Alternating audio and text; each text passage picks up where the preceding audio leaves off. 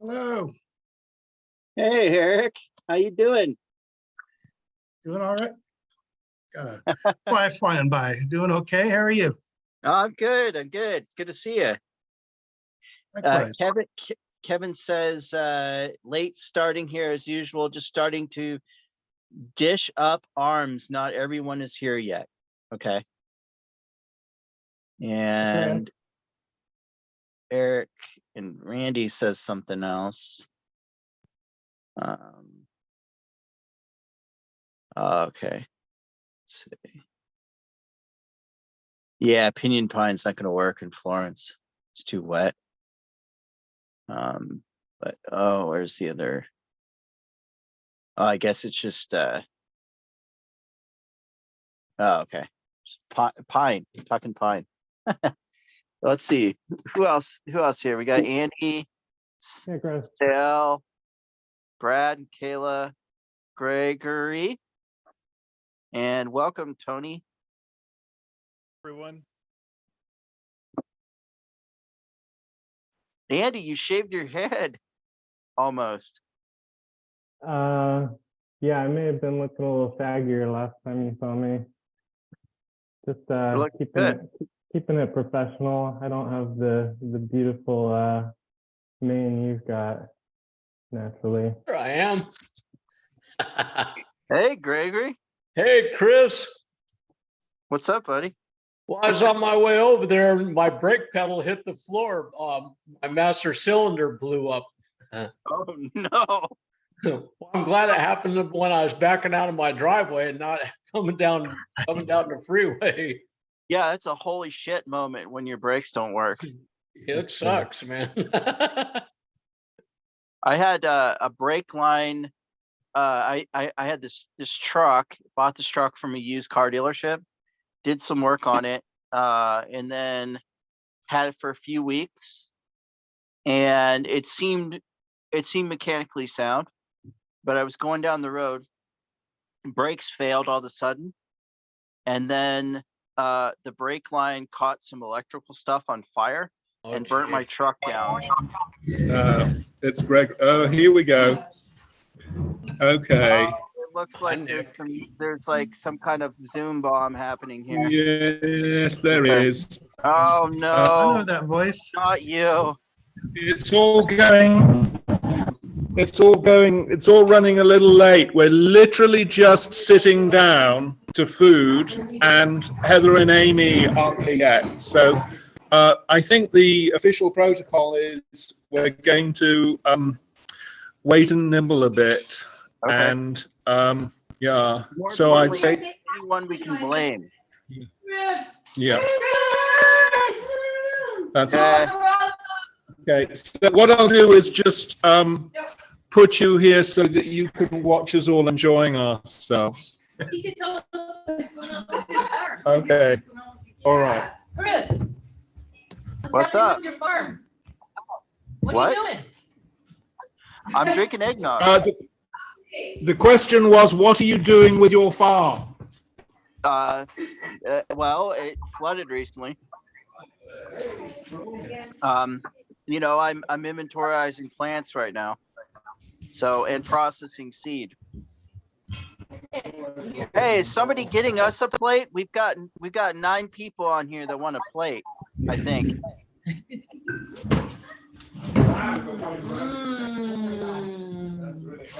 I don't know what you need. Oh, God. Look at that roast. Giant roast. Giant roast. Oh my God, your curry squad. That's Thank you. so good. So, Yeah, I was sorry to miss the food too. I've got my pot of chili going for later. Nice. I'm sorry, we just started eating, so.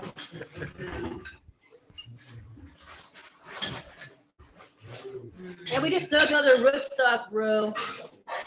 We're hungry. Cool. Yeah, we got We are- 2 it big sounds roast like it might be- Marjorie's now with stock. It sounds like it might be good to try to improve the audio situation when we do have our meeting. What do you say?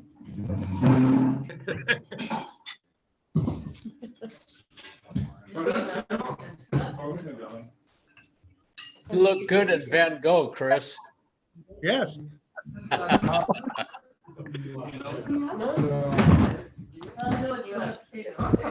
Hey, Chris, Yes, sir.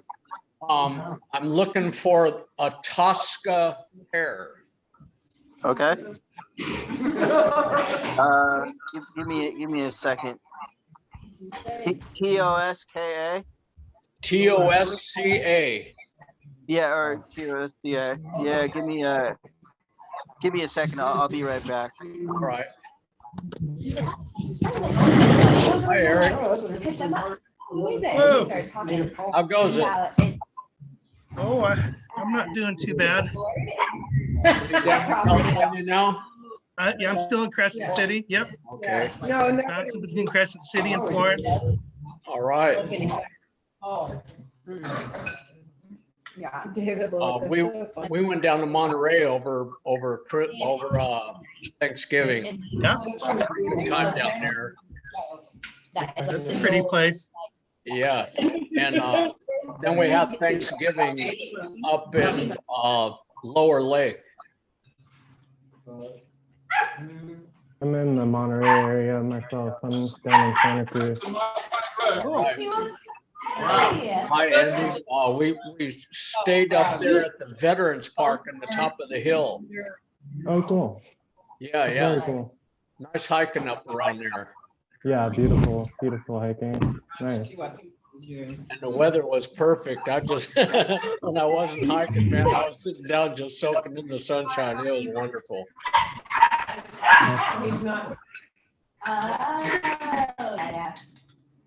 Where are you based typically, Greg? I didn't hear you. Oh, I said where do you live typically? I live in Elkton, Oregon on the Umpqua River. Oh, cool. Beautiful. I've hiked around there as well a little bit.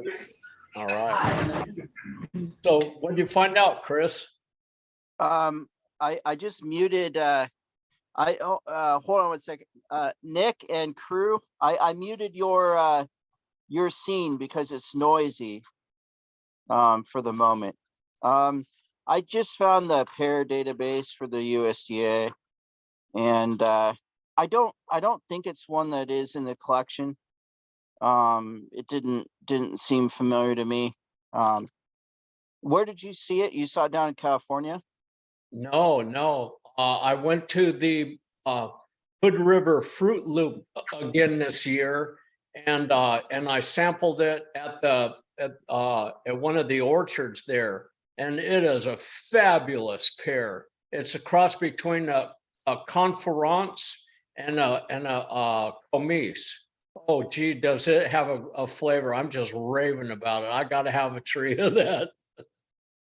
Yeah, some of the ones you mentioned that you're interested in, I know are you were mentioning Tosca and a few other ones, and a number of them I've seen at the USDA, but they really they're small trees, so there may or may not be a sign available, you know.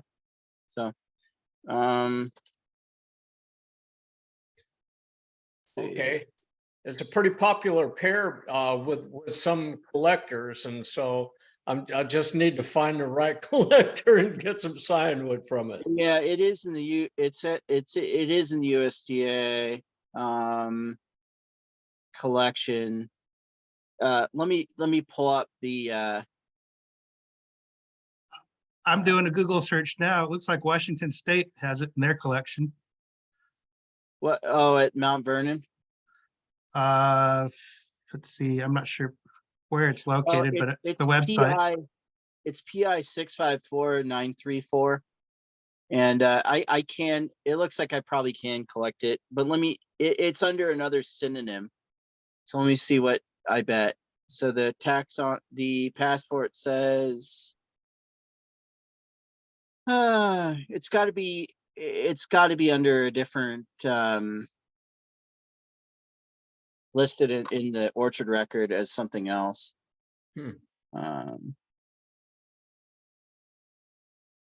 But you're seeing it in Washington at the WSU collection? Correct. Okay. Tosca.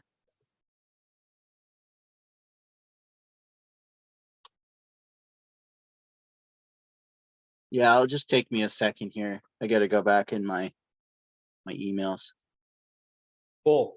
I did graft up that Concord and it's growing just really, really well. And I'm really happy with it. When I was over there at the Hood River Fruit Loop, I did sample the Concord again, and man, I just love that pear. But Tosca came in over the top of the Concord in terms of flavor and man, you can the Tosca as well as the Concord, you can eat them both green and hard.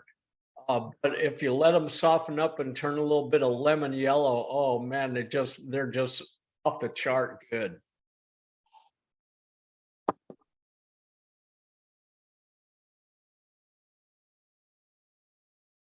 And there's a couple other ones. There's one called Lariza, Lariza, and I can't find it anywhere.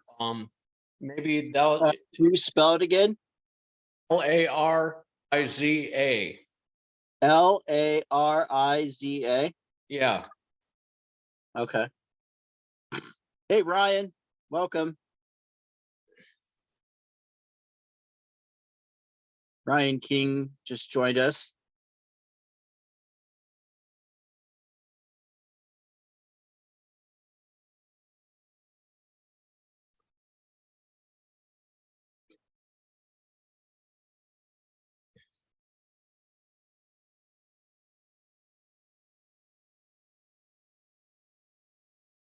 I'll be lucky if I'll be able to grow anything. We had a deer invasion here a month ago, and they're just eating everything. They're even eating my yellow apple leaves, man. These deer are hungry. They're hoofed locust. Yeah, I've got to jump on my pruning too.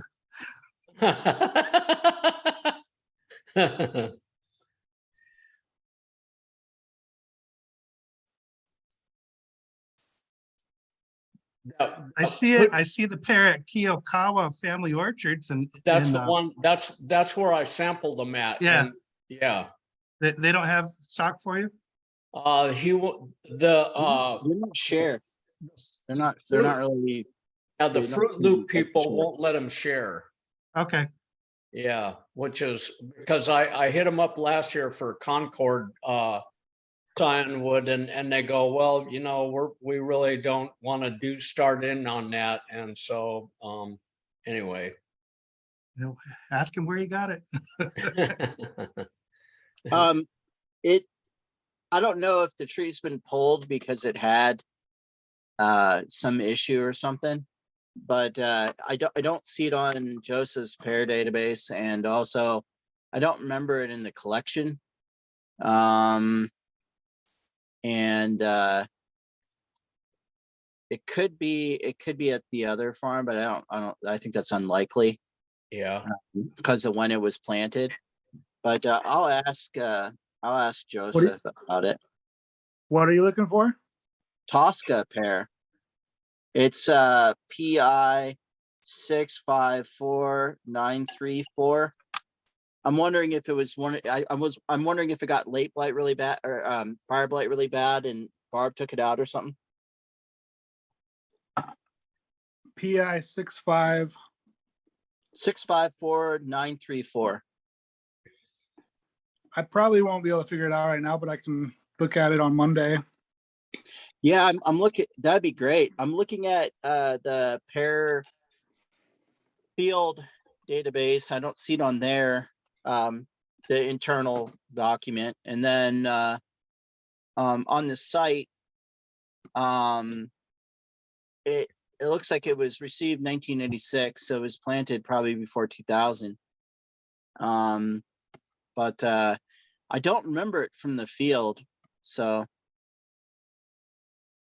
well, cool. Well, I'll email you. I have a list of a couple other ones. Gem is one, GEM, and then Packham's Triumph. Yeah, Peckham's Triumph is good. Oh man, it's it's a wonderful pear. I don't know I don't think the USDA has Gem. Yeah. Okay. You know, Ryan? I haven't seen it. I think we do. I'm pretty sure we do. It's a relatively new pair. I think it was put together down in UC Davis or somewhere. It might be, if they do have it, it's gonna be a really small tree. They might not want people cutting on it yet. Yeah. But Peckham's Triumph, that's PI 280-405. So Okay. I have seen that one. I don't really remember that one as standing out, to be honest. Because I mean, it's not hard to find good grapes or good pears. So what I've tried to focus on, what Nick's tried to focus on, are varieties that aren't just really good, but are really good and disease resistant, that Mhm. are reliable producers, that sort of thing. So a lot of these ones, they may be really good, but they need a spray regimen or some crap like that. Not to say they wouldn't perform better down with, in your area in Elkton, or for you, for that matter, Andy, down in Cali. So Yeah, I'm familiar with Packham. Actually, I tasted it near Packham, England, only to discover it's an Australian pear. The Hood River area, that's all volcanic soil, and apples and pears just really, really grow nicely there. I was looking up the Larissa pear, and it looks like Larissa is a family name there in the Hood River area. Okay, So I ran It may have into that. originated there. Yeah, I ran into that same problem. We went to another orchard there, and they had a house pear that they were kind of showcasing. It was named after the lady that owned the orchard, and it wasn't it wasn't the real name of the pear. It was, they just named it after. She Yeah. kind of stole it. She kind of stole it. there's in Hood River, there's a bunch of things like that. There's from the breeding program of crossing what is it, Indo, which Indo is a seedling of Newtown Pippin with Indo, INDO, with Golden Delicious, yields Mutsu. And I've never really liked Mutsu. It's not, in my opinion, that stand out of an apple. But there is a sibling of it from Japan that ended up in Hood River, like in the early, it was like 1930s or 1950s or something. And it's marketed under the name Green Dragon. Oh, And I see it sometimes at Winco. And it comes out from a distributor that distributes it from, there's a small grouping of farms, and we know it's one of the farms. We've just not been able to figure out which one it is. And they probably wouldn't give us Scion anyway. But it's way, way better than Mutsu. It's just a green apple, complex flavor though, really good. Mutsu Brad, was- do you have audio? Yes, sir. Can you hear me? Yeah. Nice. Okay. Hi. Cool. Yeah, I just dropped an article into the chat about Just taking a look at it. mentions the upcoming event here. Are you throwing the link up? Well, I can't find the link to it. They haven't posted it online. It just came out in print. So I scanned it and dropped it into our chat here on Zoom. I'll drop it into the Facebook page too right now. Just a second.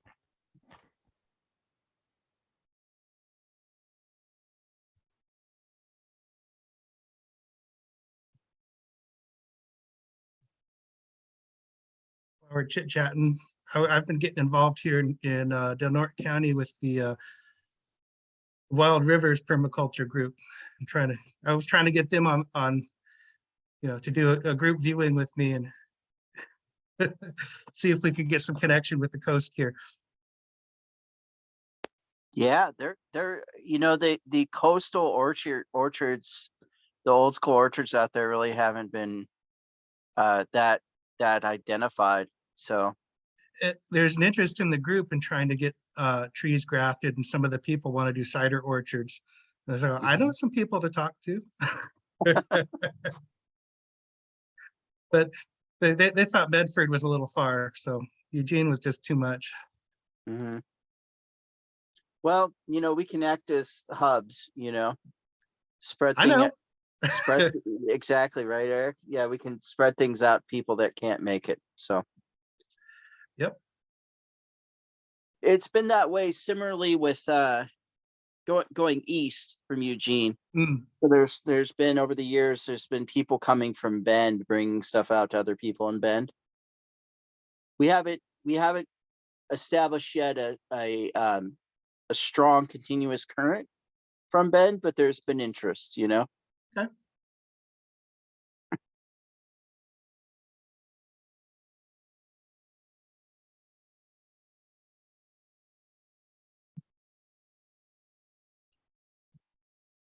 Yeah, Eric, the pine for you to check out would be that I think would be really good would be Pinus pumila, the Siberian pine. It doesn't grow Okay. very tall. It's very bushy. You can find it in people's yards sometimes. Yeah. We had an Um, emotional connection to the others. The okay. there were some monkey puzzle trees in the Florence area that are pretty Yeah. prominent that I've grown up with and enjoyed, and they're aging and coming down. And yeah, well, there's a sidewalk just put underneath one of them, so I'm expecting that one to disappear shortly. Right. So we were trying to replant. And then the pinions, just my family connection out in the Mojave Desert. So Southern Sierras, Mojave Desert, they grow a whole lot better out there. But we Yeah. gave it a shot. Do you have any connection to Pinus monophylla? Yeah, that's the one. Okay. Yep. Is that okay? I thought pinion was something else. There's It two can be. pinion There's things two called that are called pinion. pinion, Yeah. but that's the monophylla is the one that we had. Okay.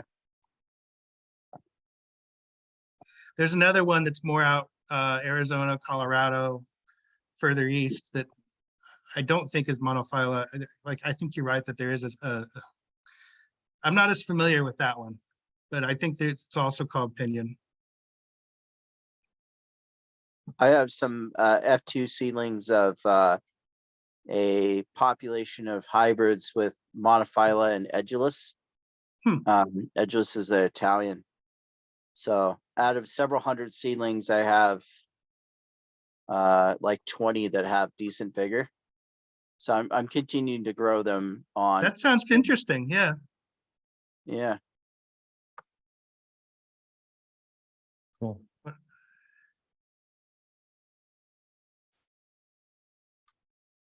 Those gray pines have pretty good nuts on them too.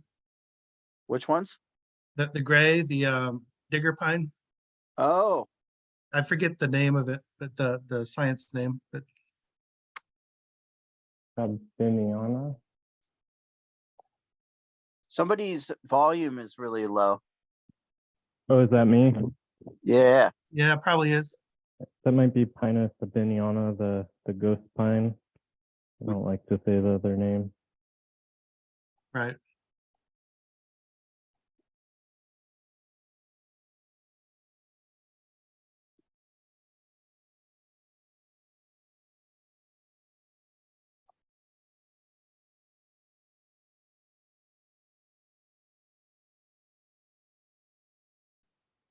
Chris, Yeah.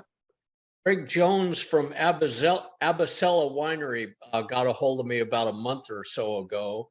And a long time ago, they contacted us when we had a gardening group here, and they discovered an old heirloom orchard behind their vineyard when they're clearing out some land and stuff. And me and Sean Shepard and Joni Cooper went over there and identified a whole bunch of trees for them, and I cloned I cloned just all the ones that we had identified. Hold on one second. I'm gonna mute Nick. I'm gonna mute you. It's too noisy over there right now. Hold on a second. Oh, I'm sorry, Nick. There you go. All right. Yeah, well, anyway, Greg has taken over the vineyard and stuff like that, and he wants us to come back and reevaluate his orchard again and see maybe what if we want any scion wood from some of those trees or whatever. There was a couple pretty interesting apple trees over there. One was a green sweet, and I add that to my collection here, and that's been my top apple for the last 2 or 3 years. Man, that is a nice apple. Huh. So I told Greg Jones that I'll probably go over and make arrangements and go over and visit his orchard sometime between now and Christmas. So I'll let you know of how everything looks when after my visit. Cool. That sounds like a good opportunity. It sounds like Nick, you were thinking about starting. I have you. Yeah, we'd like to start, but I think first thing we need to do is work out sound levels and so forth. I was sort of thinking that we might have the microphone on the computer and then we'll have the speaker on the Bluetooth and start with that combination and see whether that works. Can you hear me okay? Yeah. Great. Okay. Would you sweep Brendan? Hello. Can you hear Brendan? It would be probably better to bring everyone in. Okay. Well, let's try moving this. Here's what I'll try first, which is moving the microphone to the speaker. And we'll see if that works better, because we can put the speaker in the middle of the table, but I'm not entirely sure how good that'll be. Let's give that a go.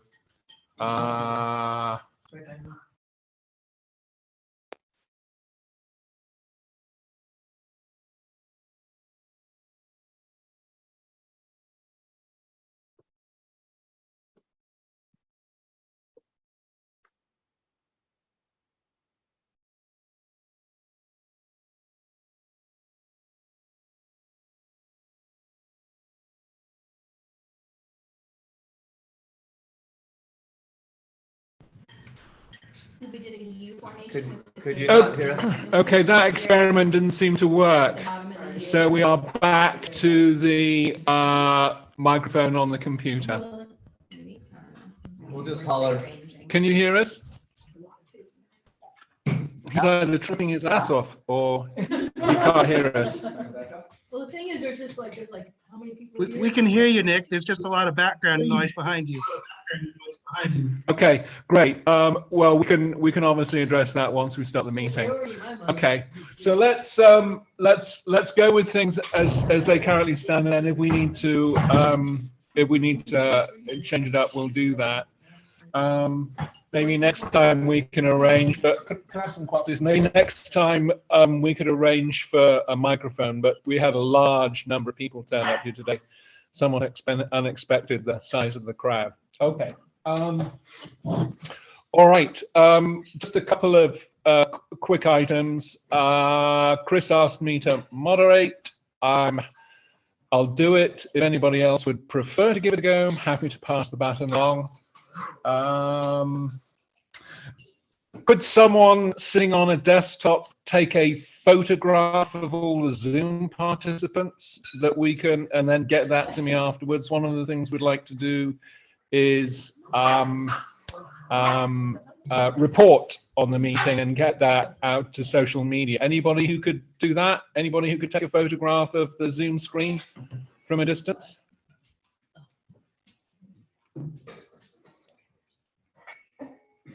I think I can get an image of it. Great, that would be fantastic.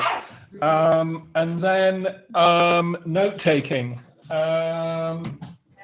not it. Okay, Heather's going to be taking notes for us. By photograph, you mean screenshot, right? Yeah, it's just a screenshot of all the faces and so on and so forth. Okay. All right. Let's get to business then. It might be a little awkward to do introductions. I think maybe we might just pass over that for now. And move straight into introduce a few people or mention people on the call. Say that again, brother. So I think everybody obviously knows each other in the room, but I in that room there, with the exception of say Ben McMurray, I think, and then there's also Ryan King, who is wanting to join us from Corvallis area, and he works at the USDA, been a good ally. And everybody knows Gregory Flick and Brad and Kayla down in the Williams area, and Eric over in Florence. And Andy Moskovitz has been with us since the beginning, but he's all the way down in Santa Cruz, and he's been sweet. And Tony, I don't know Tony, so I guess maybe quick introduction from him. That would be great. Sure, I'd be happy to. So my name's Tony Summers. I'm here in Eugene, and I helped out at one of the Scion Gathering events last year, but I'm just hoping to get more involved with the group this year as much as possible. Great. And Ben actually came in from Washington to be with us today, so I think he's come in from Farthesterfield in the flesh. Anybody else like to? Do you want to say a few words, Laura? We have Jay, Yeah. Rosebrook, and Jennifer. Yeah. Okay. Okay. Jay came in from Sutherland. Okay. All right. Okay. Let's press on. So first things first. I think it's difficult. It's going to be difficult for me to determine who wants to. It might be easier for you, Chris, to point to people in the conversation, or certainly manage that part of it. But our first order of business is impressions of our experience from 2022. What worked, what didn't, and any quick considerations we have. And we've given 15 minutes to that topic. I'll kick it off by opening the conversation here. Might give us an opportunity to address issues with sound and so on and so forth.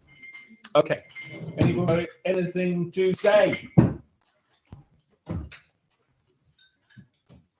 We always need to cut too much scion and have this like loads of scion left over. Okay, it's better than that. No, Yeah. it's just wood. Rootstock's more the issue. Too much rootstock is hard to. Did we have too much? We way too much rootstock. We did. We have a So hard time we could- keeping it. Yes. We could think of how many we really need and be more realistic. Yeah, I've got records for the last like 5 years of how much we actually sold. Yeah. How much do we? My gosh. Well, let's keep this. Oh, we've got a rootstock sound conversation. But thanks for noting that. Can you hear us? Not very well. Okay. Maybe we could have people. Okay. Maybe we could have people speak at the computer when they're responding. Okay. Okay, we'll try that. Okay. Any other concerns?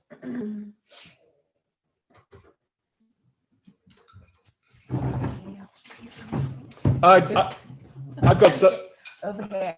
Okay. As far as what worked and didn't work last year, I'll be super happy to get back to putting the cyan out for people to take themselves Yes. rather than taking orders. That was my first. Now that we're over COVID, hopefully, We can go back to the way we used to put all down on the table and let people help themselves, and then order the rootstock separate.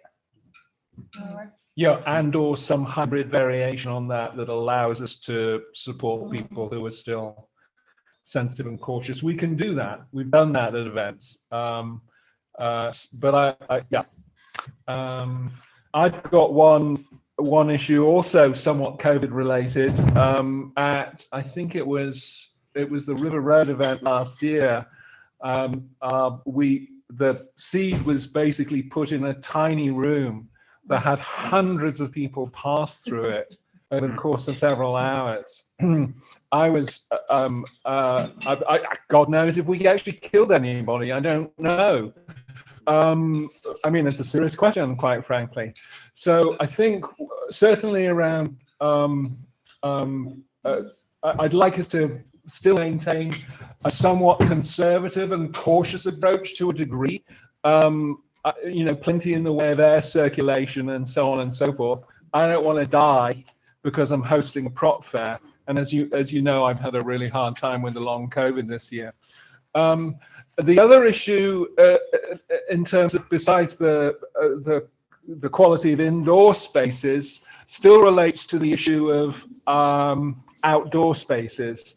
The Springfield event was colored by a lot of wetness and a lot of wind, which basically prevented us from putting a lot of the material out.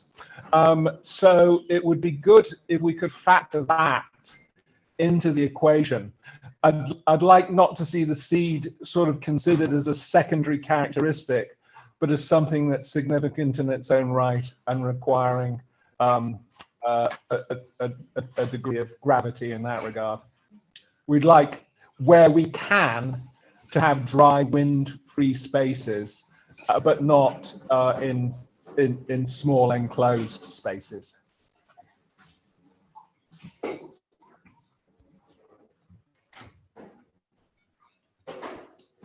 Anybody else got anything to say about last year? There was some That's things a pretty that were short. said. There were some things that were said that I don't think we could hear very well. Kevin, I think you had said something. Kari, I think you had said something. Brendan? What I was gonna say was last year a bunch of the rootstock came in subpar condition, straight out of the box.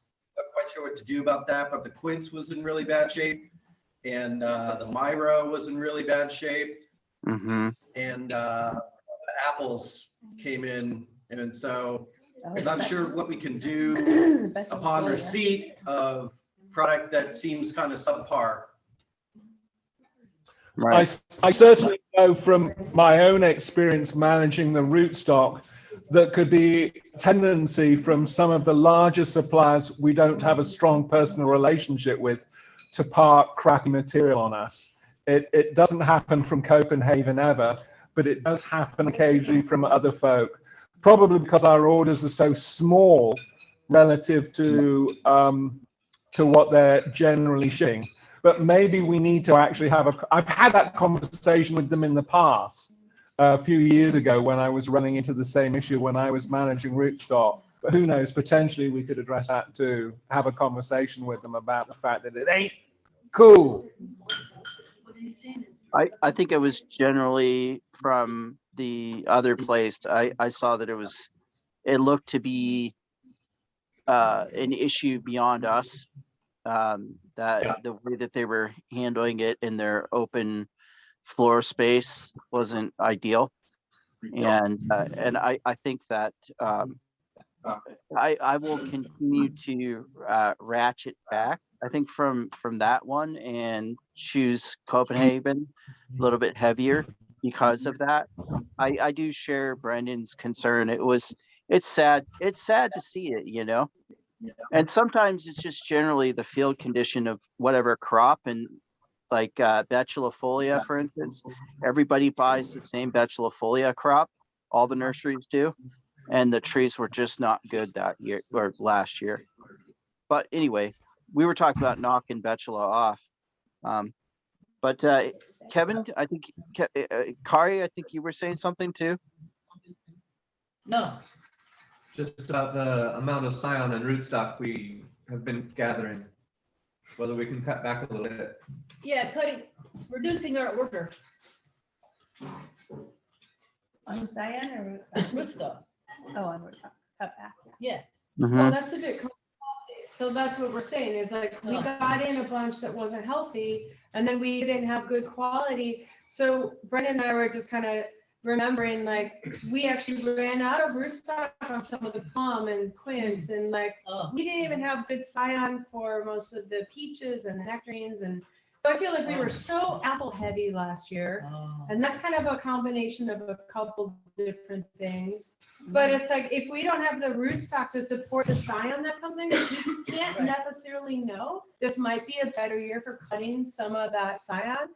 But if it's not, and we order like all this quince and we don't have any quince scion, Yeah. I think that's where the disconnect comes. Mm. Like, we're ordering for what we expect we're gonna get, but we got almost no peach scion that was usable last year, is what I recall. Yeah. In the end, what we had the most of left is we had a lot of stone fruit rootstock left. Let's see, we had a lot of crimps, we had a lot of betifolia that wasn't great. We had a lot of miro, tons of miro left. Like, I didn't even know if we should order miro next year, even though what we have is bigger now. We pretty much used all of the apple, most of the pear. There was some pear left over. And what the issue was is just not having enough stone fruit scion that was good enough to graft. That's an excellent point to transition to our next topic, which is scion collection. I'd like to say something on the outset, which is one of the things that we've struggled with over the years. And this is something that's both an art and a science, is on the scion front is storage of scion. And storage of scion is actually it's kind of a full-time job. Nick and myself, we've spent some crazy years with lots of refrigerators and checking them for freezing and juggling between 4 or 5 refrigerators. And I know that there was a lot of scion that didn't get put away for personal reasons and stuff, and that's okay. But I think next year I think it would be imperative to make sure that we bag up the scion, maybe even acquire even bigger bags if we're not going to be able to cut it, to at least put it into bundled with the label into the bag to be cut down and processed later.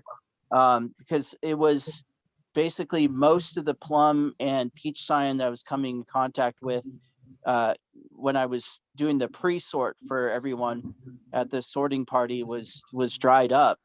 And so I had to throw away massive piles of peach and plum that would have been good. There was like a lot of elephant heart and a lot of our mainstay peaches and stuff. They would have been good, but they were just dried.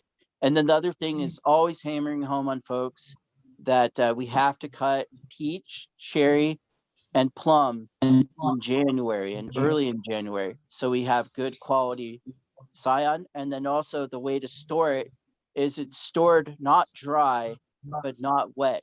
So, but it's stored a little bit drier than how we would properly store apple scion. It's similar to the way that we'd store other softer wood cuttings, like fig, for instance. So fig is stored with a little less water. So, anyway, that's something that we can figure out. But Nick. Yeah, I think that takes us to our next conversation, which is prioritizing sign collection over the course of the next little while, where we're going to get the material from, what we know of, and so on and so forth, and maybe looking to arrange a cutting party or two. So maybe the conversation relates to, right at this point, is what are we going to focus on in early January? Where are we going to cut it? What relationships do we have, and how are we going to make it work? So ideas, friends, about where to get material? Yeah, so who's the guy up in Junction City area? Mike Falk. Yeah, Mike Falk. So Mike Falk, when I talked to him last time when I took Sam, he has so many great varieties of stone fruits. But when I was there, I was only doing apple because it was late. And he said, we can come back, but he really wants people to be very respectful of how they're taking cyan from the trees. And, you know, he's very, otherwise he won't have us come back. So he definitely said we could come there, contact him. We can go there and get as much as we want. It helps him out. Marjorie's his last name, F-O-L-C-K. F-A-L. F-A-L. Mike Falk. Okay. Oh, Frank, yeah. F-A-L-K. Thank you. Yeah, we've had an on off again relationship with Mike. He's can be sort of sensitive to a variety of topics. So, but we've at least now we've got the skill to do that. I mean, the important qualifier would be that if we take in new bodies, they need to be watched. I once took someone into Nick Botner's who just thrashed the whatchamacallit out of his grapes and almost ended our relationship with him. So obviously that's something to keep in mind. So that's one orchard. Do we have we can get into Nick's. There's a number of trees, plums there, relatively few at this point, maybe half a dozen plums that are well identified. There was very little cyan on them last year. There could be a lot more this year. I don't know until we get there. His cherries are sort of completely forsaken. One of the things that sort of seems to be a reality is that we've been consistently weak on cherries ever since the beginning, really, in practical terms. I mean, occasionally, I remember one point where we were able to get into a commercial orchard and cut 3 or 4 varieties in quantity. That was unusual. But for the most part, cherries are a bit of a no-no for us. We just haven't, we keep talking about developing the relationships with cherry cyan, but we've never actually done that. I wonder if anybody has any ideas about cherries and whether we know anybody with commercial orchards and so forth. I was supposed to say a word about cherries. So I had this ancient pruner guy come prune with me at the co-op. And I said, look at this cherry. It's just got this, you know, it's virus. It's all just opening up. It just looks like shit. And he said, in his opinion, and I really respect his opinion. He says that if you're not doing a commercial orchard, if you're not willing to do a twice a year treatment on those trees, don't have a cherry, because those diseases are going to contaminate whoever's doing it seriously. And I don't know. I mean, it just made me That's think. what they say for all fruit in the world. Yeah. But he was saying especially for cherry. I mean, yeah, I sort of kind of concur with you on that, Kari. Cherries, and I mean, speaking to certainly my arborist pals, are particularly heavy hit with disease pressures. They just a crop type that's really taken it hard in recent years, and the climate changes aren't doing them any favors at all, and it's problematic and it's difficult to cut. And I think if we were going to cut back on anything or just simply not have anything in the mix, cherries would be a good thing to do. And then if we were, all the commercial varieties do bug grafting on those anyways. I mean, that might be something to consider. I mean, generally we're all very busy in the fall, but if we were going to be doing any push into bug grafting, it would make sense to do it with the cherries. Well, Chris was gonna do bug grafting. Remember, Chris? He's got it. What's that? I can't really fully hear you. If you, I don't, maybe other people are in the same boat. Maybe they can, but You were gonna teach us bug grafting, remember? yeah, I mean, are you going to come up here? I can. Hey, I want to say one thing about peaches. There is a guy who has a peach orchard on River Road. Oh, Do you know him? the Lively brothers. He's not. Yeah, is that him? No, not Lively. Oh well, there's another guy. No, there's another guy. He's got like about like 20 peach trees, And he won't let us cut. I absolutely know that. But we could probably collect his cuttings as he's cutting. And then I don't know how many varieties he has, but they're really healthy trees. So I think that that's something to do. Somebody who lives in River Road area, it's before, it's like between the front and the middle. I know. On the left. Okay. You know what I mean? I know what you mean. He sells the peaches Yeah, during the summer, and and I'm almost thinking, he's old guy, he lives there. it's the name of the street. It is, Yeah. Because he absolutely. lives there Yeah. so Yeah. long. Yeah. And I always remember the name. Mick, And Tom, yeah, I used to walk past it every day. And Tom Lively has a very large selection, but he would let anybody near his fees too. okay. It might be possible. I mean, he would definitely be worth approaching about that. Yeah, I mean, I feel like if they were gonna prune anyway, if somebody was there to collect them as he was pruning, Yeah. you know, if we had that sort of, we have people who wanna help, so Yeah. that's a great way to There's help them another, learn. there's another guy. There's another guy, Brian. I know his last name's Wurzel, Wurzel, and he had a whole bunch of peach trees on his property near Salem, and that might be. I'll have to track down his information, but he seemed to be pretty cool. And then one thing I want to say about cherries was, either way, I'm gonna dramatically ratchet back that cherry rootstock, maybe just to one type of like the Krimsk, even though the Krimsk a little bit more expensive, but you know, because it just seems like we're not able to acquire the cherry rootstock or a cherry scion, so it just sucks to be saddled with a bunch of cherry at the end.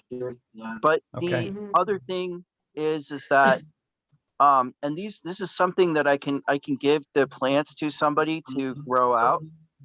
Down here would probably be better than up where I'm at, but I have a number of the bush cherries, and the bush cherries are way more disease resistant than any of our normal Euro cherries. And so those would be good to start propagating.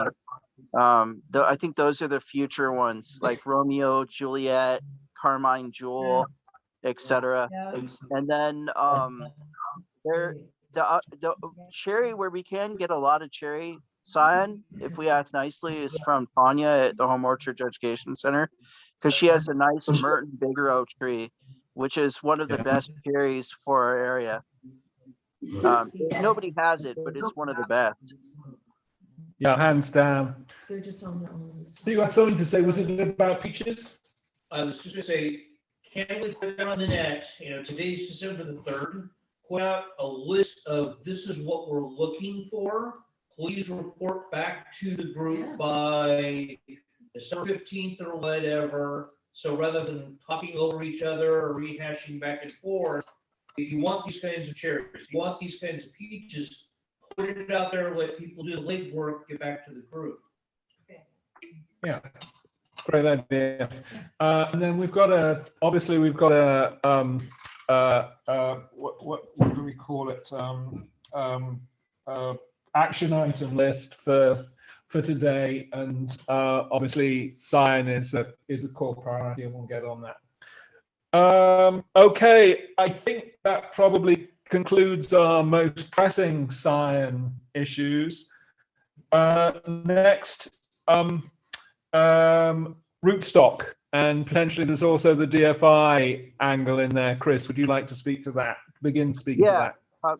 I'll give it a few minutes, and then let Kevin and whoever else wants to speak to. So we have the 2 orders from Copenhagen and Willamette. I did make some changes to them based on what happened last year and kind of our demand for the rootstock. It seems that since we're offering more trees, that's changing how much rootstock people buy at each event. And so I did dial things back, but I'm kind of waiting to find out from us where we're standing with the events. I mean, there's some things like dropping off the Betulafolia because of the issue last year, and there doesn't seem to be, the demand is kind of, sometimes there's a lot of demand and sometimes there's only a little demand. And then way ratcheting back cherry. And then with plum, just getting plum from or getting more of the plum from Copenhagen, because I like the quality of what they're offering better. Besides the Krimsk one's been very good. I've noticed how it's been taking very well, and it is a little bit more dwarf. So anyway, I think it's a good rootstock. One day, if we can get Krimsk 86, that would be really great. Ratchet back some of the apples, and otherwise pears kind of stayed close to the same. But yeah, just we need more data to find out what events we're going to have, and then we can modify from there. Oh, dropping G41 because of the virus sensitivity, and now we have the Bud 10, which kind of fits in that G41. And I think the Bud 10 has much better root anchorage than G41, especially, or Bud 9. And so for people that really need, some people still really like Bud 9, so I suggest we keep some. We have a bundle of 100, for instance, but pointing more people to Bud 10, I think is a good idea. The anchorage on that rootstock is amazing. It makes like a really beautiful root system. So anyway, that's the Cliff Notes version. I'll bring it to the floor, or anybody in chat or on Zoom. I second the Bud 10 motion. That was the best looking rootstock of the entire bunch. Yes. I remember you were impressed. Well, each stick had about 40 roots on it. Yeah, Yeah. So would that mean dropping the Bud 9 as well and rolling both the G41 and Bud 9 into Bud 10? I suggest we keep some Bud 9 because that is it's venerable. We know it works. It's dwarfer than Bud 10 by a little bit. Bud 10 is like a little smaller than M7, but not as small as Bud 9. G41 is maybe a little bit smaller than Bud 9 in some conditions, or a little bit bigger. But the problem with G41 has been that that virus sensitivity, people keep having issues with it.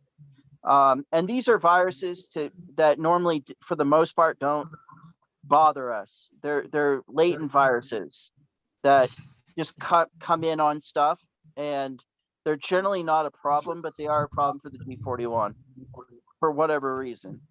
Now, conversely, the G890 is interesting because for people that are in more rural situations, they're wanting to dry farm. They want a tree with really good anchorage and really good vigor. G890 is really good and has no virus sensitivity. So we're really sensing out how Geneva is performing for us in our climate. The industry wants us to move over to the Geneva series, but it's still a question. It's still kind of a question mark about how will they perform. So we've introduced a few of them, 890, G41, and 247. If somebody else remembers what it was, we had some a couple years ago, and that one seemed to be interesting. But yeah, anyway, go ahead. 214 we had. 214, that's what 214. 214. Yeah. Kevin, what's your thoughts? I think we might want to reduce the total variety of apple, at least, that we present. We had 8 different varieties of apple last year. And it seems like fewer options, but more of each might be a better way to go. So as it stands, I like your idea, and it's a question of which ones. And there's the one that I know, like we winnowed away Antonovka / Bud 118, or we winnowed away Antonovka and we went all to Bud 118. The question is, should we drop Bud? But one that we could drop would be Bud 118. But right now, as it stands, we have Bud 9, which is our smallest. That's 25 to 40% of standard. We have Bud 10, that's 35 to 40% of standard. M26, which is 40 to 50%. M106, which is 50 to 75%.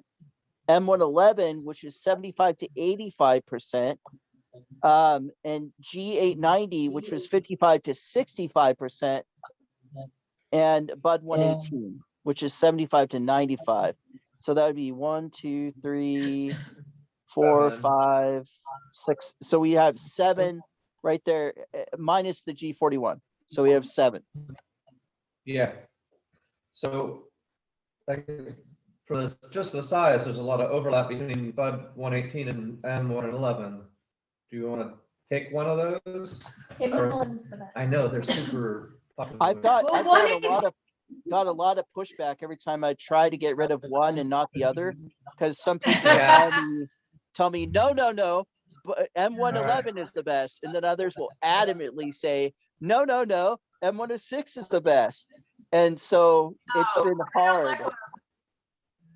That's why Nick It Button can't tolerate uses soils. 106 and 26. 106 is it gets root rot. It's very intolerant to wet soils.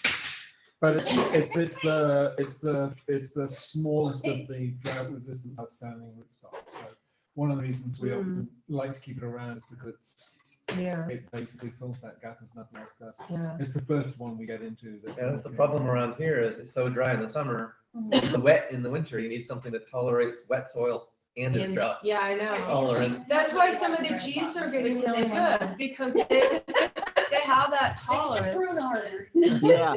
I was Yeah, gonna say, Chris, you're right. say one thing about that G118, or is that what it's called? Bud 118. It's Bud 118. Isn't it red? Is that one it's a red one, right? Yes, Bud 9, Bud 10, and Bud 118 are all redwood. Yeah, do you think, this is just me wondering, but do you think that like if we're grafting red fruit, if you grafted on a red rootstock, would you get like a better quality or more reddish fruit? I'm just wondering. Over the years, that's a good question, Andrea. Over the years, my people have explored that, and my understanding is no, it really doesn't. It doesn't confer more red wood, if you will, to that. Okay. And then I think it's also worth mentioning that we have some financial support to purchase the drought tolerant rootstock, don't we, from the DFI? Yes, and so thank you, Nick. I think are we staying fairly good on time? I think that went out the window a long time ago. Yeah. Okay, well, yeah. So here's the deal, you guys. In what was it, 2000? It was 2020 that we closed down Home Orchard Society. I was on the board. We weren't able to sustain the Home Orchard Society, and so we needed to disperse the funds to other nonprofits. At the time, Dry Farming Institute had become a nonprofit. We were not a nonprofit, so you can't move money from a nonprofit to another entity. It's got to go from nonprofit to nonprofit. And I wrote up a proposal to our board about funding Dry Farming Institute, which they were wanting to do some work with, or they were exploring work with all sorts of different crops using less water. And so Amy Garrett, who leads DFI, has always been an ally of all of us. And she was like, she had met Jock down in Northern California, which was very influential with our friend Andrew Schwartz down in Southern Oregon, and Jacques Dry Farms, his peaches and apples and stuff like that. Maybe Andy, maybe you know him, but Jacques, cool guy. And so she was like, maybe we can weave in the dry farming angle.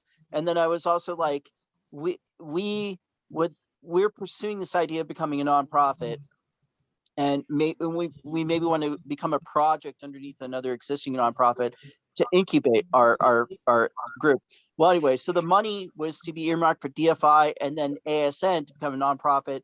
That fell through. There wasn't enough interest. Maybe we can regroup that at another time and build towards that.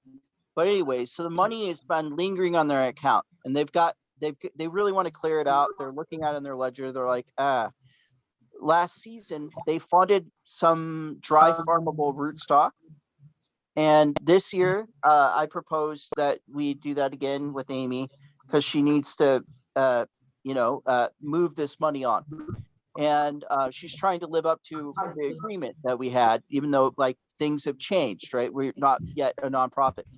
So she suggested, why don't I just, there's about $2,900 left, and she said, why don't we just move forward with purchasing drought farm, $2,900 of drought farm rootstock? And I was like, in lieu of our conversation we just had today, right? I was like, I don't know. That's like, it's a lot of rootstock, And so I was like, instead, why don't we buy part of the dry farming roots, or the dry farmable rootstock, and then we have some money left over. And I said, why don't we feed that into the resilient seed directory that you've set up, where you're basically offering seed or telling people where they can get seed of known dry farmable varieties. And why don't we focus on some purchasing with that money, some other seed crops of variety of crop types that are dry farmable, like potatoes, squash, beans, tomatoes, cantaloupe, watermelon, that sort of thing that we know is dry farmable. That also feeds into basically getting some good resilient seed varieties into people's hands, the community. After talking with Nick, and then Amy some more, and Nick talking with Amy Garrett, and then myself talking with Amy Garrett again, et cetera, et cetera. It's been evolving, and Nick's going to speak to that narrative, but we're wanting to perhaps start some kind of formalize this like seed grow out relationship. I think Jay, you're there. I think I can see you. And then Jay's been growing out some stuff. Eleanor, I think you're there somewhere. Eleanor's been, hi Eleanor. And anyway, Eleanor's been growing out stuff. Nick's been growing out stuff. I've been growing out stuff. Other people have been growing out stuff at their farms, Heather and Amy. And so the idea is to get some of these stock varieties, quality stock seed into some of these farmers' hands so that they can grow out more seed for their own farms, their own communities, and get some seed back into the network, kind of closing the loop, kind of how we're closing the loop or trying to close the loop with the rootstock, kind of how we're trying to close the loop with the scion. So, completing the cycle. So anyway, maybe we can transition on to seed, unless we have any other rootstock stuff. Okay, great. I'll pick it up.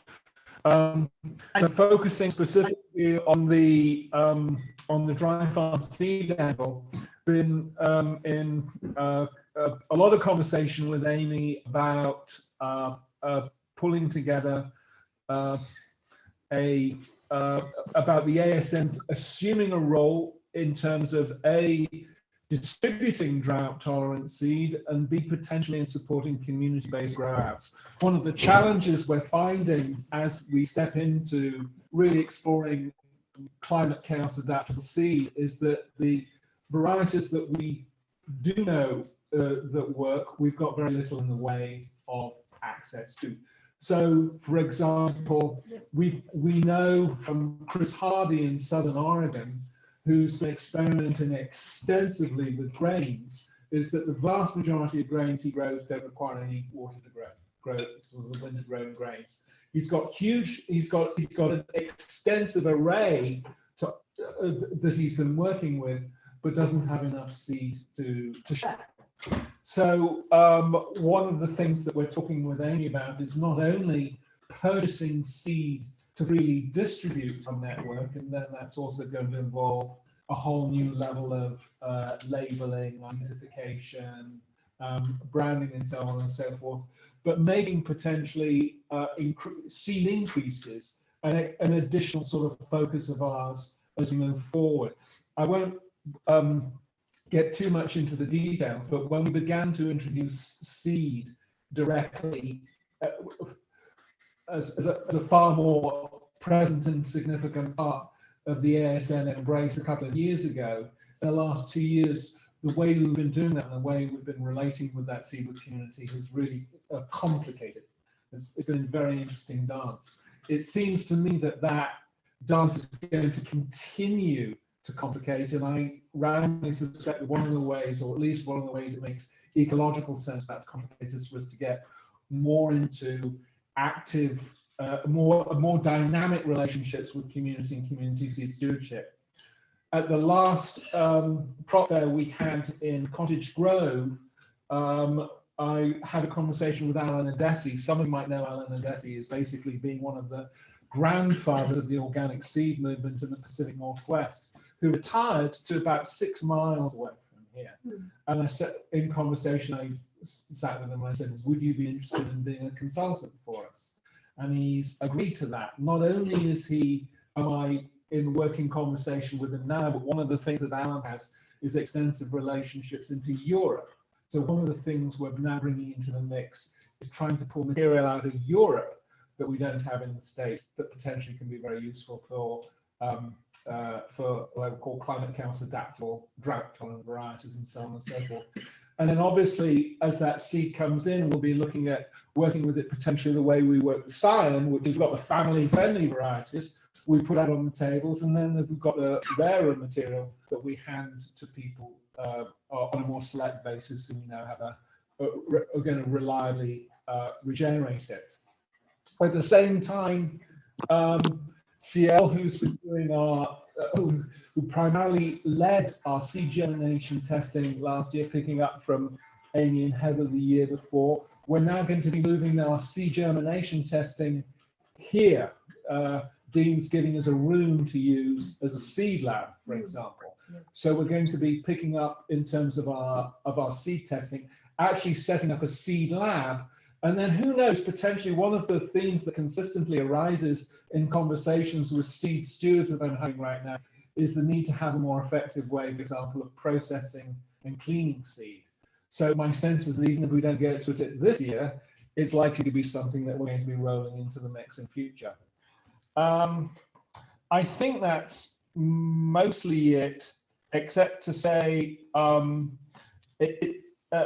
don't know where we're going to be going with seed this year, but if the past couple of years are any example, the connection between seed and local communities and the quality of that seed and the quality of the local stewarded seed conversation is going to continue to deepen. Right now, I'm at a point with Amy and others of coming up with an extensive list of seed that we're wanting to hold and purchase. That, along with our list of drought tolerant roots, is going to go into a board meeting of the DFI in January. And at that point, they're going to purchase material for us. Okay, I'm complete. Any questions? Briefly, I just want to say briefly that would include so the potato work that Amy and I and a few others have been doing. I was suggesting Amy and Nick as well that we get a couple of those top performing potato varieties. Like for instance, Belmonda is a far and away an extremely good productive disease resistant deep yellow skinned potato that tastes delicious. So anyway, getting a couple of potatoes too, growing them out somewhere at somebody's farm to bring in some more, and also distributing some potatoes. So it doesn't take a lot of potatoes to get a lot of potatoes, right? Yeah.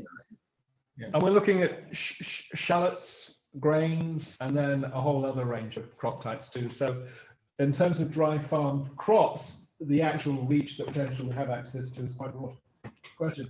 Well, more comment. With the rare seeds, we really need to come up with some kind of an outline on this is the goal. And at a minimum, whoever gets them, it needs to be a minimum of 3-year commitment for grow out so that we can get that seed climatized.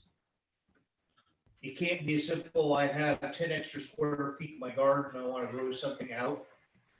There really needs to be a goal and then have that person commit to growing it for several years to get a stable variety.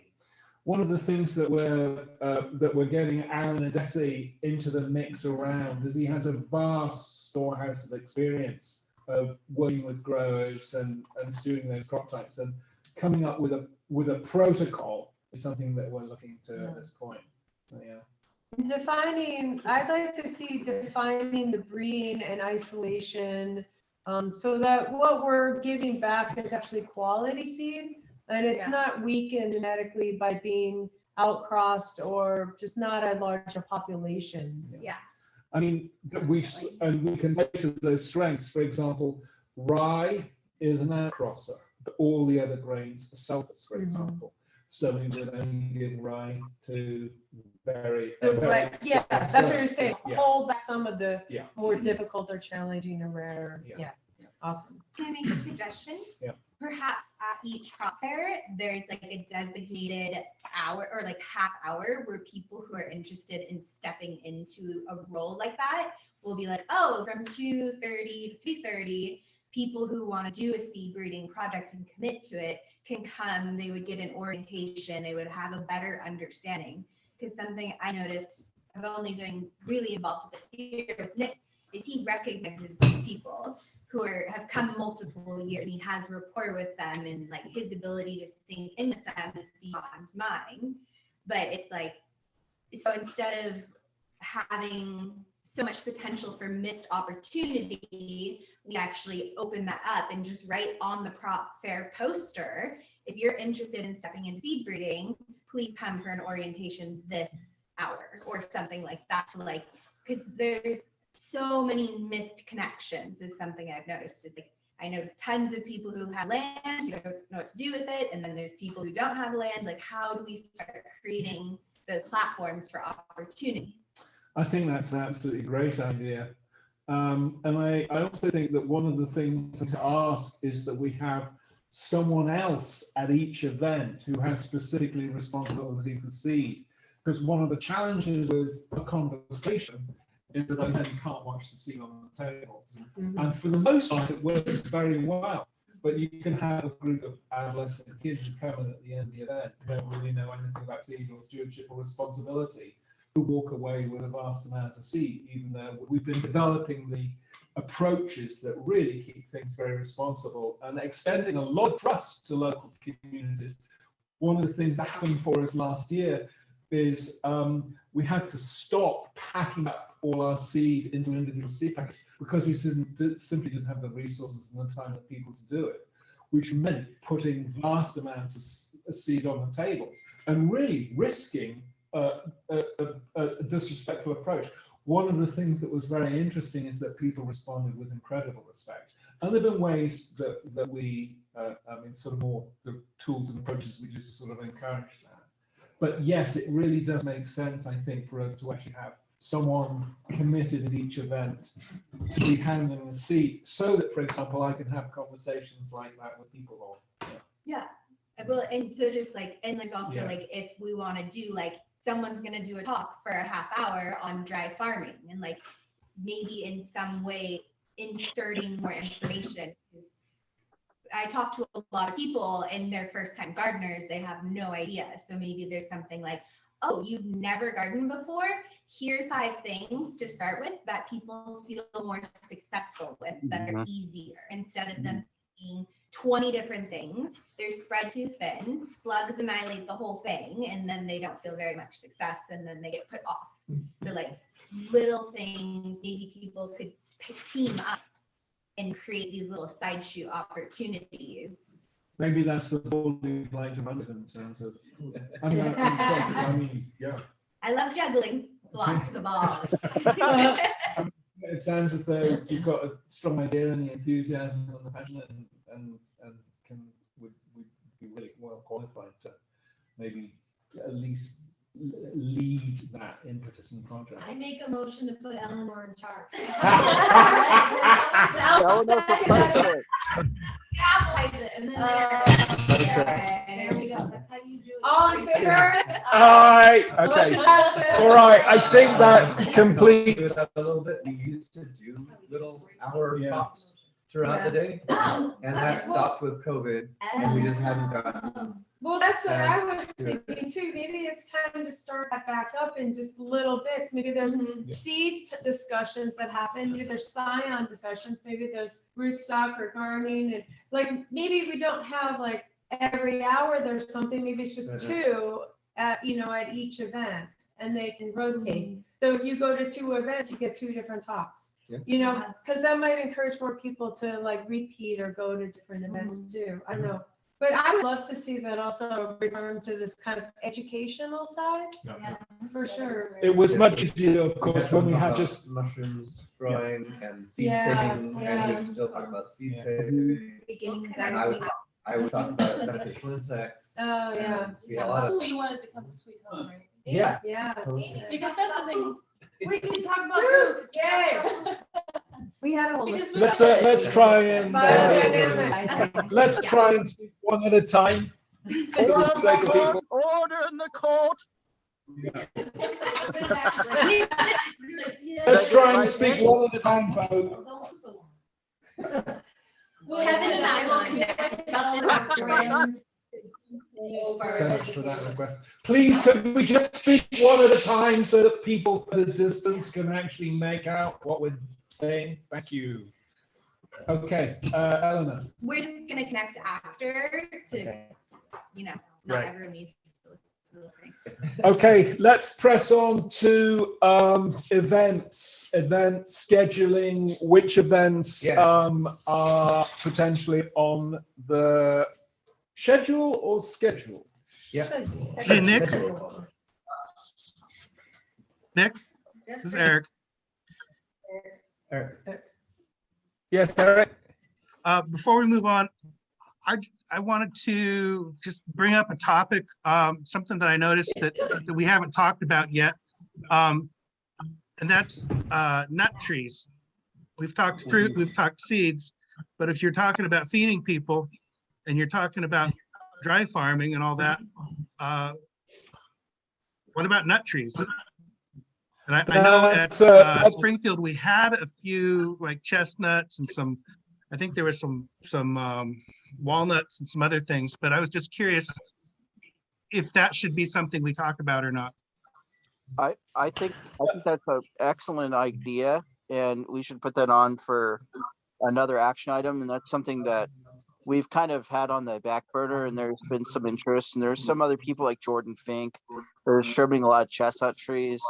I've been doing a lot of work with chestnuts in my own nursery and walnuts and stuff. And I think I could talk about at another time what's feasible, what isn't. In And then we California, can, there's a lot of talk about acorns. So exactly, acorn production is viable for here. Hazelnut is viable. Seedling hazelnuts are less viable. But anyway, I think it's good. It's good and something we should definitely. What about if you and I we talk about some things, and then we come with an action item for a future meeting? Unless if anybody else wants to open it up, but I feel Nick probably wants to keep on keeping on, but I don't know. That's just my thought. I didn't want to take time on it, but I didn't want it to get lost either. Yeah, I think nuts are important. Kara Hunter Moon, she brought a ton of nut trees to the River Road event. Butternuts, walnuts, chestnuts. She might be the nut person. Our connection. Yeah, because she had a lot and they were nice too. They were really nice. Okay, great. I think it would be wonderful to bring nuts more fully into our pattern of embrace. And if, I don't know, Jay gets involved again this year, of course, there were a couple of years he brought an enormous amount of mushroom spawn to our events. And who knows, maybe we can roll that mycology intervention back into the mix. Anyways, let's press on to... I just want to say there's also my friend Christian Kalen, who does a lot of spawn up here in Little Rock, Washington. And then one year I collected a whole bunch of willow and we distributed that.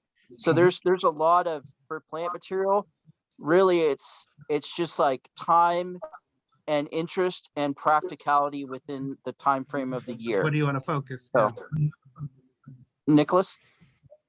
Okay, yeah, that's great. That's really exciting. Let me just say one more thing. Okay. That is that I'm very interested in chestnuts, and I'm interested in propagating them, and I'm interested in having them grow everywhere. Anybody wants help with any of that, or I want to know more about it, and I'm psyched about it. Great. Okay. Chestnut is literally one of our most viable nut crops, if not most viable nut crop, from all the way down where Andy in Moskowitz is in, I hope I'm saying your name right, Andy. I apologize if I'm not. Down there in Santa Cruz, all the way to folks that are not with us, but are up in BC. So anyway, it's a very viable nut tree. Great. All right. Let's move on to events. Anybody like to speak up? Chris?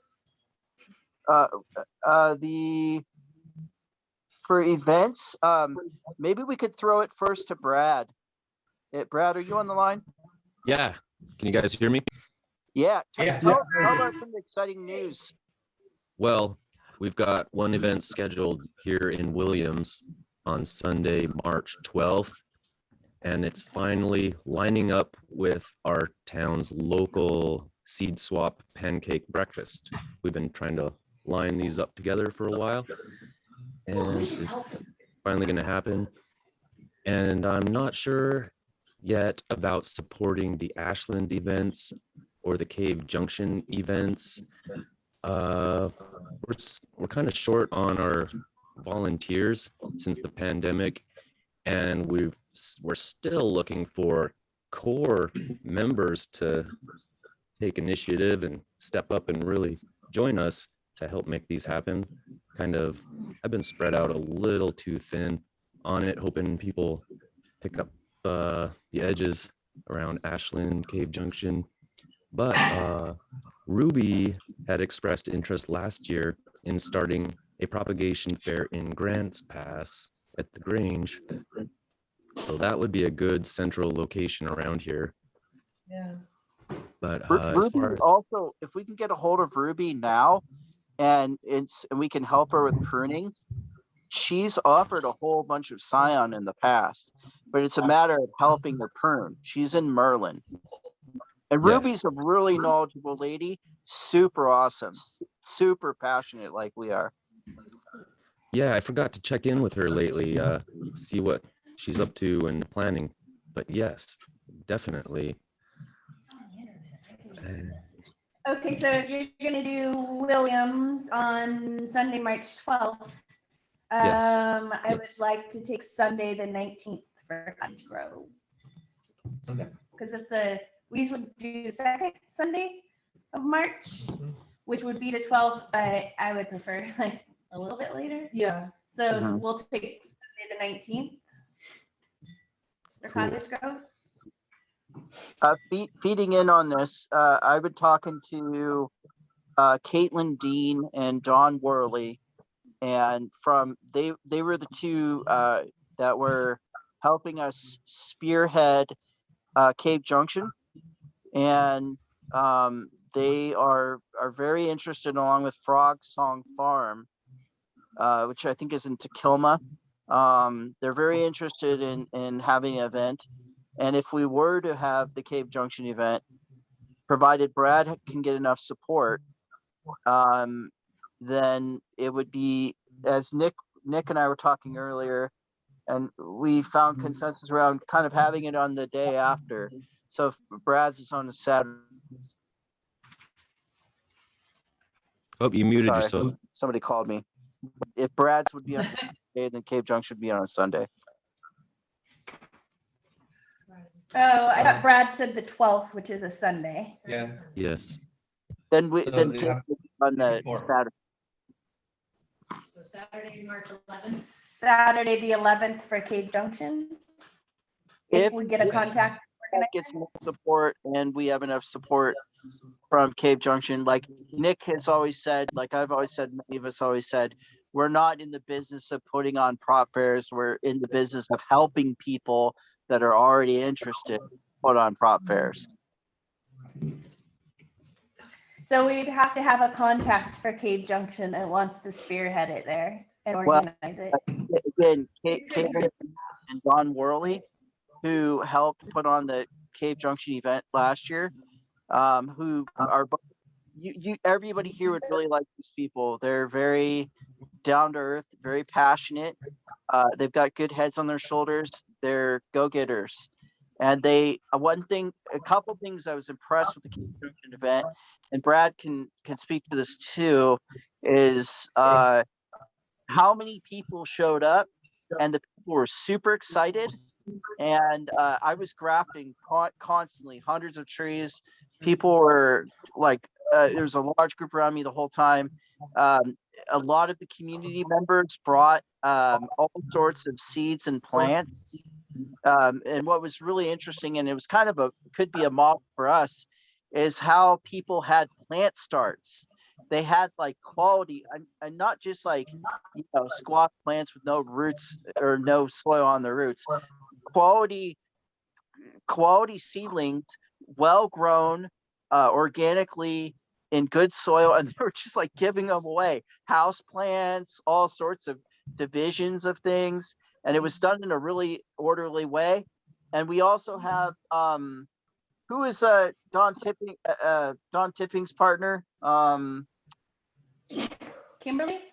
Yes, I couldn't remember her name. Anyway, I know Kimberly, and Kimberly would be interested.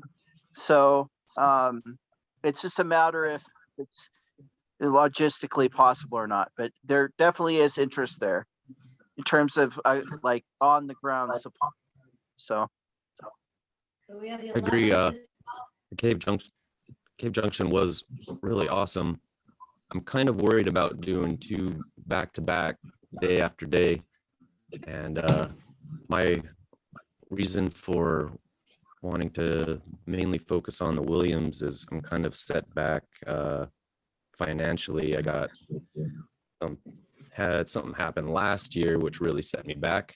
So maybe, is there a way we could loosen up the Cave Junction date? yeah, I mean, maybe it's just not possible, and maybe it's not feasible, right? Well, I mean, we're only people, right? We can't do an infinite amount of things. So, right. And the reason it was actually in a conversation earlier this morning that Chris and I came up with the notion of having the Cape Junction event the same weekend, was that it would allow Chris and I to cover the 2 events in one fell swoop. Yeah. Good point. That's really important. Well, Kayla is on the team now, full board core member, and we are going to talk to Caitlin and Don anyway, but just because they're rad people, and we want to check in with them anyway and see what they're thinking about it, because that's a good idea. It's a good idea putting them close together. And Brad and Kayla and everybody, if you want help from south of the border, I'm connected with the Wild Rivers Permaculture Guild in Del Norte County. And I don't know how much we can do across the border, but there is interest here. And I think they're going to have their own scion and seed exchange. I tried to get some of my friends to join us tonight, but they have other things going on today. But I can certainly be a conduit for that communication if you want to stretch across the border at all. Awesome. Thank you, Eric. That sounds awesome. Okay, do we have any other dates that we're looking at, Kevin? Yeah, March 25th at Sweet Home. Okay. April It's a 1st. Saturday. Saturday, Yeah, Saturday, April this time 1st. instead of Sunday. At Is it River, yours, Kevin? April 1st at River Road. No, Springfield. April first. Springfield? Springfield, April 1st, and River Road, April 8th. And those are both Saturdays, right?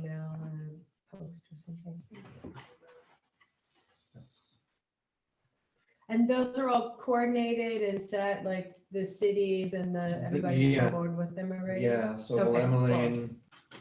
for Springfield and River Road Park for. All right. So we have a Sunday, and 3 Saturdays. So, Yes. yep. Okay. And And then then are Peter's we- Junction is maybe.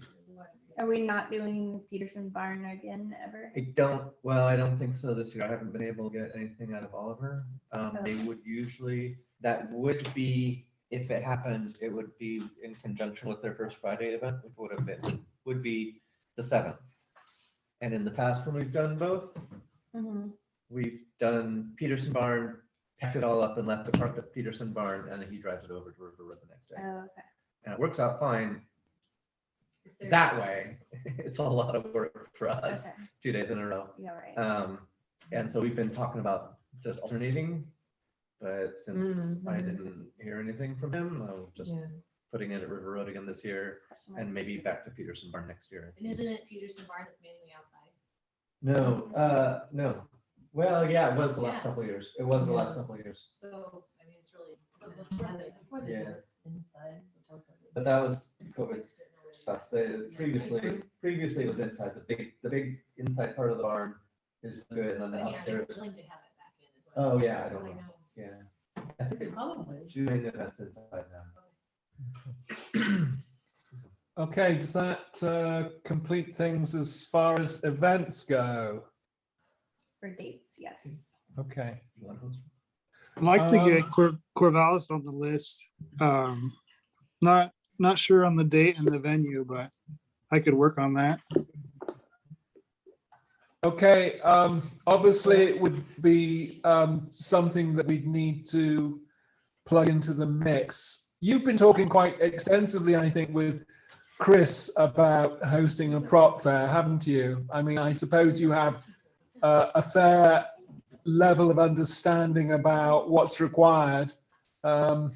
Bluntly stated, you know, we do require a fair measure of support on the ground to pull these events together. Or Corvallis people could come to Sweet Home. Yeah, or that, again, another potential is Corvallis people coming to Sweet Home, but it's not an event that you can simply pull off by yourself. You'll need a network of folk to support the event, because we need that support in order to make it happen. You'll have heard Chris say a little earlier that, okay, great. I just want to be clear that we don't just simply turn up and put on events. I've talked a bit with Joseph Postman and Amy Garrett and Mark at Wild Garden Seed, and they all sounded interested to help. Great. Well, Joseph and Amy are dear friends of ours, and I don't know Mark at Wild Garden Seed, but I really look forward to meeting him. You know Mark Al. Oh, I do. Mr. Winnow Wizard himself. Yeah. And there's Barb Gilmore, who recently retired from the USDA. She was expressing to me last time I saw her in person that she would be interested in some capacity to help. So, Yeah, I'm sure she'd be on board, and a number of other people at the repository.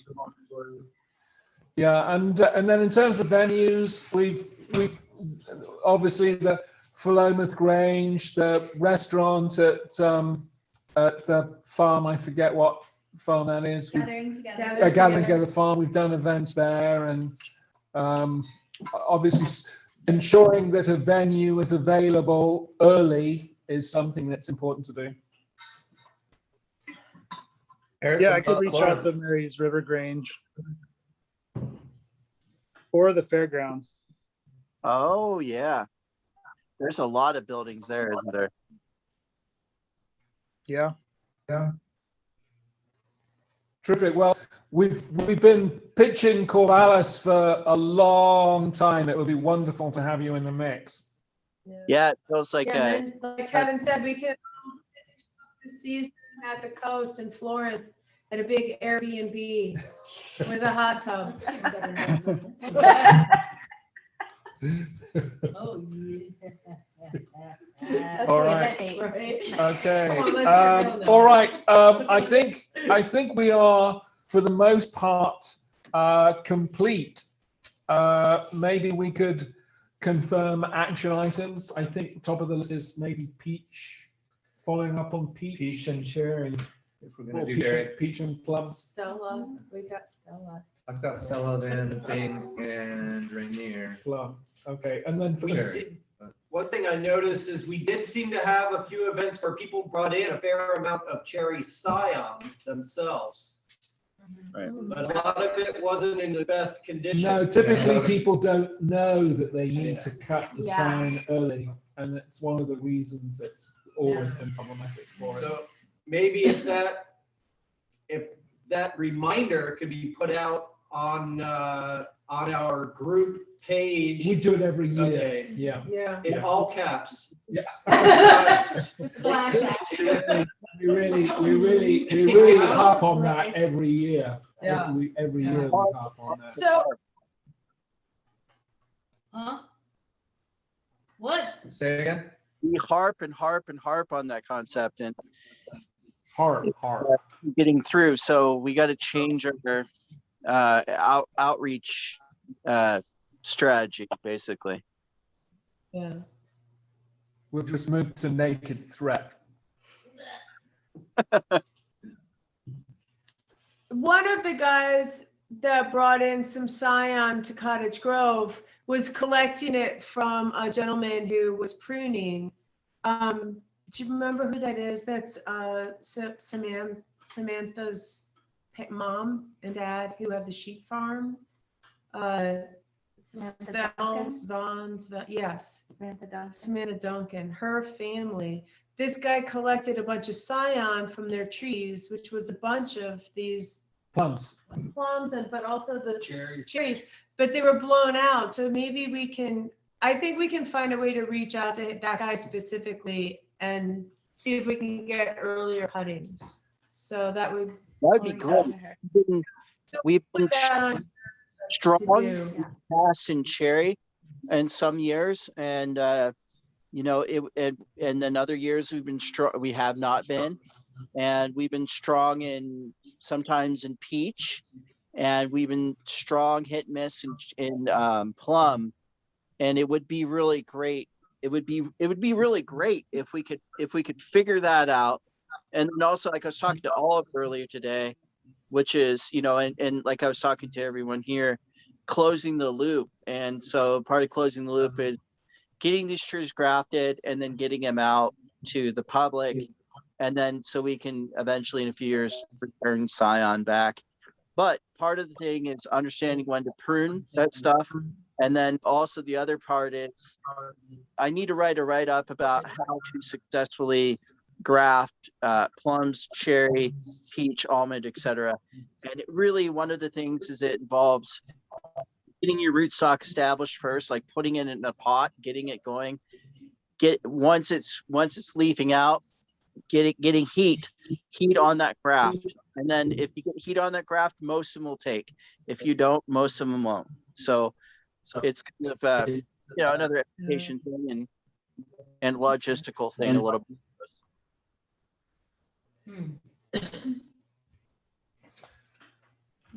Okay, anything by way of closure from our folks online? Anything you'd like to bring up, address? Okay. Let's just firm up that March 11th Cave Junction date. It's a good idea to do both on that weekend.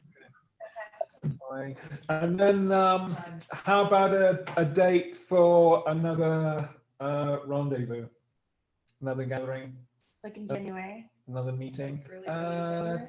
Probably, maybe super early January? Like that. What's that first weekend? The first week of January? 6th and 7th?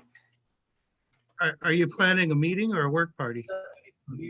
I beg your pardon? I was just curious if you're planning work parties as well as meetings. No. Not at this point.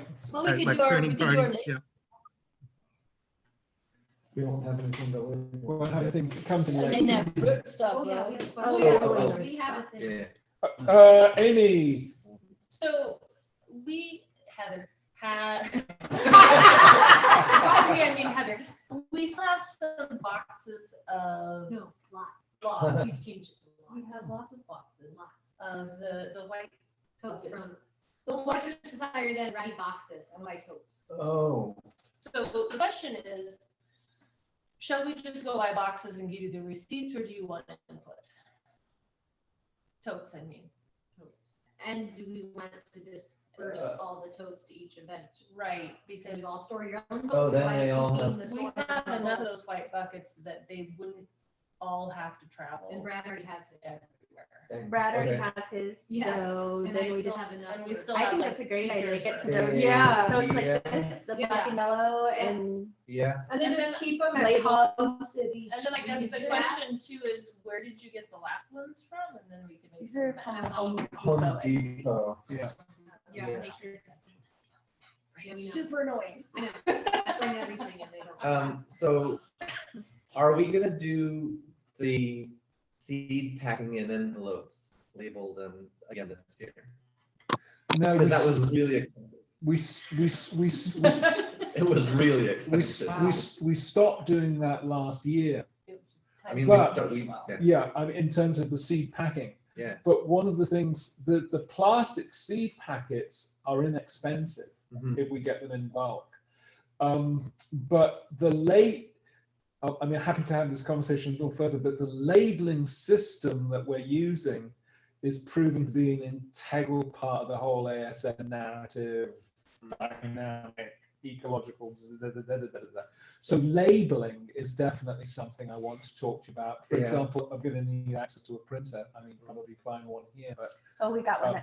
pardon? Tim got one from a job, Okay. brand new. All right. So, well, great. We already designated it for innocent. Okay. So, but yeah, if it's complicated, but the labeling is a big part of the whole seed conversation I with think- local communities. Yeah. I'd say go ahead and get, how many are we talking about? Any? If I can get the really big totes, maybe 4. Oh, so, yeah, go It's ahead. not a huge. Go ahead, yeah. Yeah, that's, okay. Maybe 5. No, that's fine. I was thinking like 10 or. No. Okay. Only if I took the 2 or 3 totes that don't fit all the staff and replace those so that everything's stacked. But I will only buy for the buckets, but Well, those odd ones can go up. have you seen Someone someone else? else? I'm trying to think. No, the, he's No, the saying odd- the ones you can send to other groups. Oh. Yeah. Just pass So that everyone's on. gonna take their own buckets and then I just keep everything else still? You keep the, I don't think we have enough buckets for every fair to have their own. Well, then how are we figuring out who gets buckets? Maybe like it. like this, the locations that have been doing it the longest in their location that are established. No. That's the thing. That's why I was storing your things, because Oliver couldn't. Well, we so could that's just why use I'm one fine for River storing Road and everything, but if people Springfield. want. That's Yeah. you, and then one for Cottage Grove, and then one for Sherman. Let's get them in bins Okay. and then we can. You said we, right? Yeah, okay. That does, Thank you. Okay. Just wanted to- Yeah, so- Thank you to catching that. Since it came up financially, I got the budget up here. This is the first year we brought in less than we spent, but that still means we have just under $5,000 in the bank instead of just over. Plus, So- don't get the money that I have. Did you include that? I did not. How much is that? I want to say it's like $300, maybe a little more. Okay, then it's pretty darn close to what we started with in the beginning of the year. Well, what about raising our prices for root stock? I mean, we broke even, we never got below 2,000 last year. Because there's the one kid who came like weekly to the farm and was buying like $20 worth or $40 worth. And that just kept going. into So we're that. comfy. I have enough. Okay. Comfy financially. I mean, And I'd like to check in with you. have an extra Put some as a rhinestones treat. on. I'd like to check in with you later and deconstruct the seed story, whatever. whatever. Yeah. Yeah. So for our Of course, next, the sticky labels are the expensive thing. So if we do paper labels inside, Okay. we can cut them. And print it on the printer? Yeah. Or even the printer ones you peel off and stick. It's on really, there. it's complicated. We need to have that. We need to have that We can conversation. figure it out. It's, Yeah. so for our next meeting, in first week in January, the first Saturday is, well, the second Saturday is the 7th. Okay. Does that work for everyone? The 7th of January meeting? you said Saturday? Saturday, yeah. Andrea, do you want to meet before and do the labeling? We should do it before that. Should we? Yeah. Okay, we'll figure it out. Yeah. In the next couple weeks. You mean a work party that morning or? We're just gonna label the rootstock. Okay. I don't think we need It's more not than gonna a be few long, people yeah. and like, yeah. I Okay. mean, it's not. Andrea and Carrie can do it. All right. What time? We could do it tomorrow. On the 7th, what time? We do the same time? Two. Two? To work for you guys driving so far? Do you want to It gives us do the we morning gonna to do clear other things. a potluck again? Yes, Right. yes, Well, like maybe at 1 and then meeting at 2? yes, Sure. Yeah. All right. more time to eat. So did you get that, Chris? The next meeting, Saturday, January 7th at 2 o'clock. And we're gonna potluck here at 1. Spa day for me. I can't, it's gonna interfere with my pedicure. Oh, Washing his hair that